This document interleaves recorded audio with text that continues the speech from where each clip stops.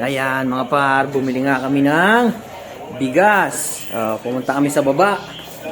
Ayan, bumili kami ng bigas. Tapos, ito, binigyan kami ni Ate Tonet, tsaka ni Nanay Tessie ng mga pagkain. Ayan, may calamares, merong, ano to? Kilawing papaya. Tapos isda, mga pang-ulam. Binigyan kami. Kita nyo na yan, mga tiyempo, may palabok pa. Ay kung kami hindi nakababa, ay hindi nakadali ng mga pagkain. Kaya mga par, at tiyempo nga, salamat kay Nanay Tessie, kay Tata Iso, kay Ate Tony, at happy birthday sa aking Ate Connie. Happy birthday sa'yo, love you.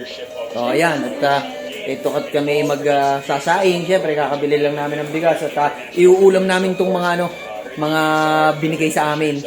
Kaya nga, sana sa susunod na punta namin ulit pag-uwi, meron ulit. Hindi, joke lang. Nakachempo lang talaga mga par ng pagkain. Abang-abang. Ito nga, kita nyo, calamares mga par, sarap. Ganito kay Tito Net. Yan, haluka na. Yan, bayam. Sarap. Itong calamares mga par, bagay na bagay dun sa sa suka. Kaya order na kayo ng suka kay Tito Net. 250 pesos. 250 lang, sweet and sour. Sobrang sarap. Bagay na bagay mga prito. Kaya syempre, calamares, no? Kasi pa ba, chicharon. Hello, chicharon din to. Galing kay Tito Net. Tito Net, salamat sa chicharon. Bagay na bagay din to sa suka mo. Kaya ano pa hinahintay nyo? Order na kayo ng suka. Sarap mga par. Grabe. Ito, kakainin ko ito mamaya habang nanonood ng volleyball.